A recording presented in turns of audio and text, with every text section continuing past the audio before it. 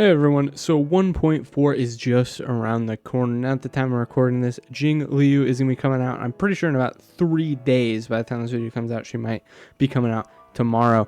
Now, I have not looked at any of her info yet. I know we had the live stream, and I don't generally watch those unless I'm streaming them in some way, and I've been really behind on the content I've wanted to make, so we didn't do that. But we're going to be looking at Jingliu's kit here. I have no idea what it looks like.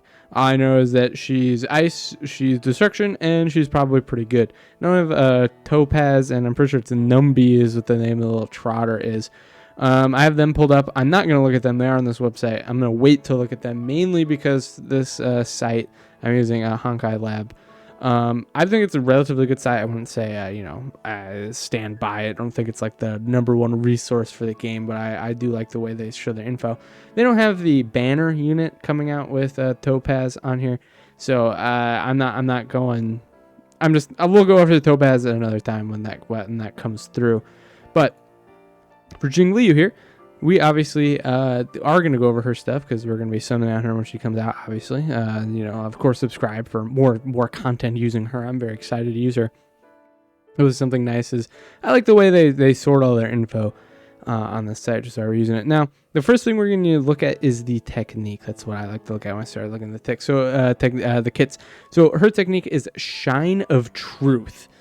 After using this technique, creates a dimension around Jingliu that lasts for 20 seconds, and all enemies in this dimension will become frozen.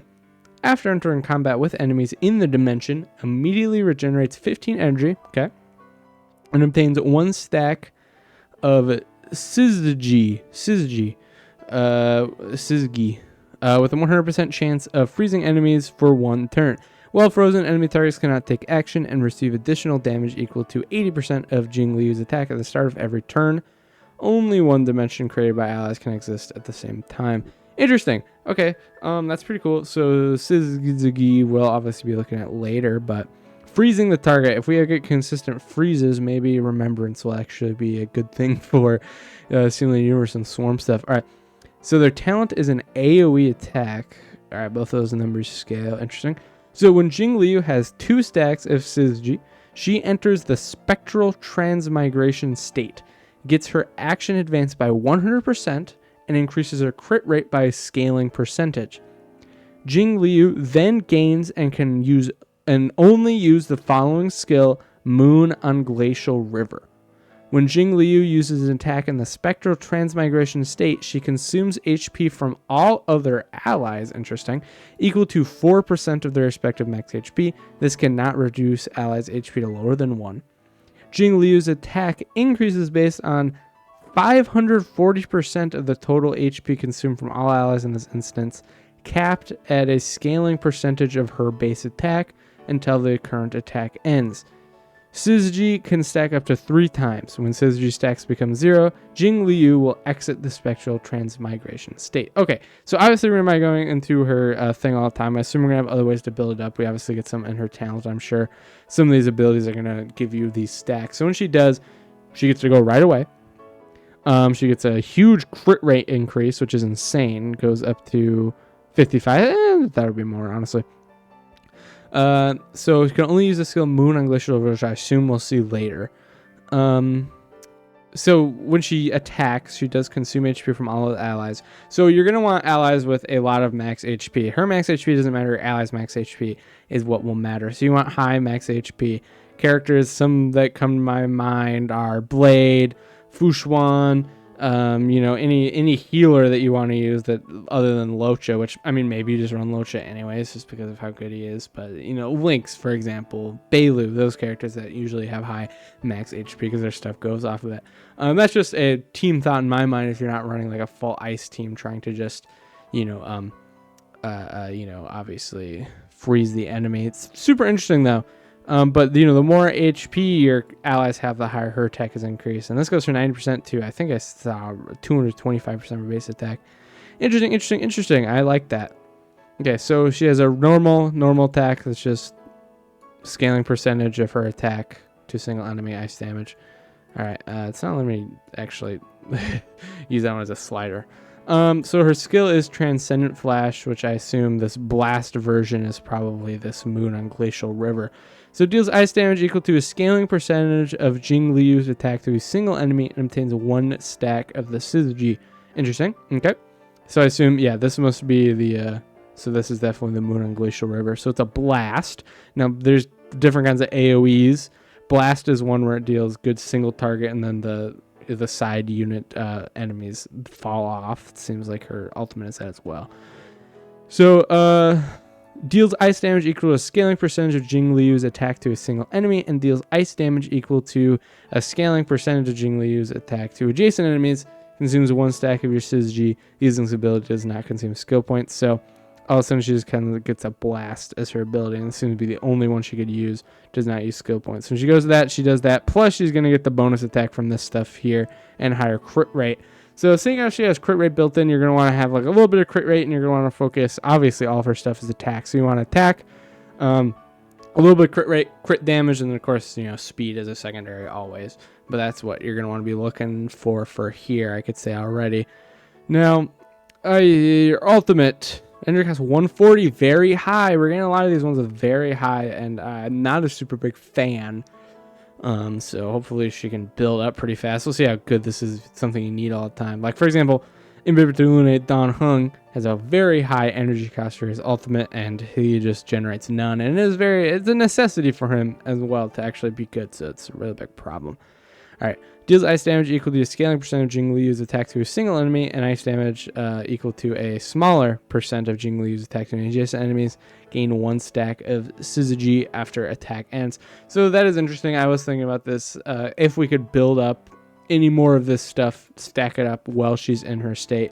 You can. This will give her 1. You will be able to use your ultimate even when in this state. Just I would assume just based on how ultimates work. I feel like there's no way they'd lock you out of being able to use your ultimate just because she's in this spectral transmigration state. Very interesting, very much an attacker. The most interesting utility she has I saw was the 100% base chance to freeze enemies through her technique, which definitely makes it useful. Definitely gonna do a lot of damage with her ultimate. It says ultimate priority compared to skill, talent, and normal attack. I would say normal attack's definitely at the bottom, but I would put skill above ultimate, honestly, because this just seems like where all her damage is going to come from is from her talent and skill. Ultimate seems nice. Obviously, it's going to do a lot of damage, but compared to this stuff, you're going to be using a lot more, especially with how high her energy cost is. You're not going to be using this all the time, so very interesting. Her traces I'll really care about here is this stuff. While in the spectral transmigration state, increases effect resistance by 25%. 35%. Not too great. I see the speed increase though. Crit damage increase. HP is nice, of course, but these two speak a lot to me. All right. Next up here we have Sword Champion. After using Transcendent Flash, the next action will be advanced forward by 10%. Very nice. She obviously has a couple more advanced forward stuff in her kit. Interesting. Good. Decent. Crit damage increase. Like I see speed, crit damage. Very nice. She has excellent tier ascensions on these things. Obviously these ones are okay so far. They're like all right. Let's see this one though. Frost Wraith, while in the spectral transmigration state, increases ultimate damage by 20%. Interesting. There you go. That one's better, although that one could have been like the first one. I feel like these are relatively weak overall. Little HP, but speed and crit damage is crazy. She'll be doing a lot of damage on crits. Crit damage there. You want to make sure her crit is at like the 100, 100%. You want her to be critting pretty much every time, which seems like it'll be very possible with this stuff here on her talents. So that's awesome. All right, her dupes. So at level 1, she gets Moon Crashes, Tianguan Gate. When using her ultimate or enhanced skill, Jingliu's crit damage increases by 24% for 1 turn. If only one enemy target is attacked, the damage originally intended for adjacent targets will also be calculated against the current target, doing ice damage equal to 100% of the damage that the adjacent targets will receive. Okay, so if you have a level 1 in her dupe system, you want to prioritize her ultimate, because that is insane damage. That's going to do a lot of damage and more crit damage right there. You really want to make sure you're at 100% crit. You want to make sure you're 100% crit for sure. That's kind of insane. Wow. All right. This thing says E2, E4, E6, which makes me wonder just how crazy these next ones. After using ultimate, increases the damage of the next enhanced skill by 8%. Crazy. Through his level up on 4. While in the spectral transmigration state, the attack obtained from consuming Oz HP is additionally increased by 90% of the total HP. that has been consumed from the entire team. The cap for attack increases by 3%. Insane. Level up 1, and then when Jingliu enters a spectral transmigration state, obtain 1 stack of Syzygy while she's in the spectral transmigration state. Her crit damage increases by 50%. I wish you could see my face. I didn't use my camera because I don't want to take up any part of the screen here that we're looking at, but oh my gosh, I am amazed by how good she is, for how good her dupes are. Her dupes are insane. Is this just like the best dupes of any character ever? Is this just like better than anyone else's dupes in the game? Because this is insane. The stats she gets off these are super nice. This is whatever, but she's kind of crazy. Yeah, she's crazy. All right, cool. Okay. All right, so I am actually very annoyed. So I recorded this video a little bit ahead of time, right? Because I just wanted to get ahead of it, make sure I release it on time. But the video is supposed to come out earlier today, or maybe even yesterday at this point. But I noticed when we got light cone information, the light cone information on this website is wrong. I'm using honkailab.com. Now, I like this one because I think it looks nice, and they usually have pretty decent info. The only thing is that sometimes, I've noticed this before, is that sometimes they'll put in the wrong information, or maybe I assume maybe it's like a placeholder because they don't know what the right information is, and maybe they'll update it. But we do have full confirmation on her light cone. It still isn't updated on this website, and I know she's releasing very soon. It's just very, very annoying. So we're just going to be putting the rest of this video out here. We're going to actually be going over to a different website. We're going to go to hsr.honeyhunterworld.com, which actually has all the information and has a lot of it. I don't like the way it's laid out as much. It's definitely not as nice if you ask me, but they do give significantly more information, and they give accurate information, which I think is the biggest thing. So we're going to be going over the light cone right here. The light cone is called I Shall Be My Own Sword. It's obviously the 5-star destruction light cone. So this light cone increases the wearer's crit damage by 20%. When an ally, excluding the wearer, gets attacked or loses HP, the wearer gains 1 stack of Eclipse, up to a max of 3 stacks. Each stack of Eclipse increases the damage of the wearer's next attack by 14, scaling percentage. When 3 stacks are reached, additionally enables that attack to ignore a scaling percent of the enemy's defense. This effect will be removed after the wearer uses an attack. So this is super interesting because obviously she lowers her allies' attack, right? I mean their HP, right? So she takes some of their HP when she does her more special things. So this is definitely obviously really good for her. Now the light cone I looked at previously, oh my gosh. The video had, when I recorded this, I was like, this is the worst, like, because it is. Imagine this light cone releasing for her, what I read. I was like, jaw on the floor. This is the worst thing I have ever seen in my entire life. How could they release this light cone for her? It does nothing for her. And of course, it wasn't even the light cone for her. This was. And this is actually good. Crit damage increase is great because you want to get her... you're going to have like 100% crit with her, right? You get the 50% or, roughly 50% using your stuff. And then with her extra stuff, she's done 100%. So you want to do crit damage. Crit damage is a big thing, right? And of course, increasing damage is nice and stacking up as well. I mean, she already has stacks and whatever. It's not the craziest light cone.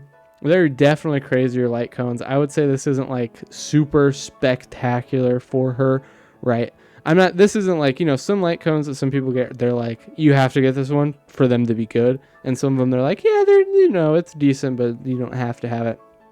She's one of those ones where it's decent, but you don't have to have it. One of them where like they have to have it is like Blade. No other destruction light cone increases max HP. They all generally do attack or some sort of damage. Some of them just do damage. A lot of them are attack. So for Blade, it's like his signature light cone that came out with him was like a must-have if you have Blade.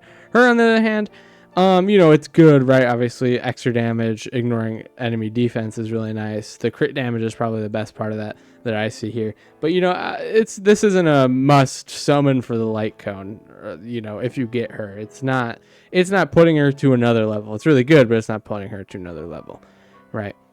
Okay, that's all we've got for the light cone here.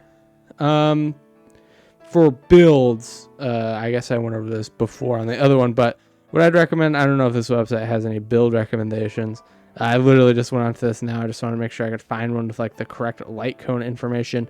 But for builds, you definitely want, we're just going to go back to this website. Maybe I'll just use both for information. I'll use these websites, but for this stuff, I do like to use this website just because it helps give a building ground for what you're looking at here. And I would say they did update this from last time I looked at it. And I would say that I disagree.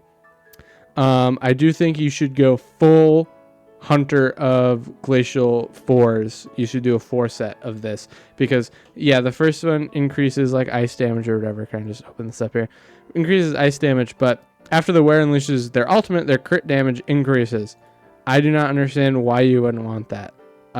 Sure, attack percent by 10, that's cool, but I think the crit damage is better because you're gonna have insanely high crit damage already, so why not more? Crit damage is something she needs. It does for 2 turns. Obviously, this is 10% increase, but I feel like this is a lot worse than even just this because attack isn't going to be a very high stat, right? So obviously, percentages towards attack are worse than other things like max HP percentages, right? Because the max HP stat is just going to be naturally larger than the attack stat. So attack percent increases aren't as useful as they might seem compared to like damage increases, you know, which are different because obviously a lot of the percentages that you see here go over 100%.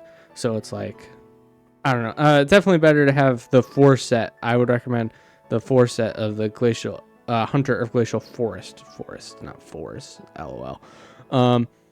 So just to get that extra crit damage. And as far as what you build for her, I would recommend, yeah, you want one of them crit damage. You do want one of them main stat crit damage, whatever. This last one, crit damage.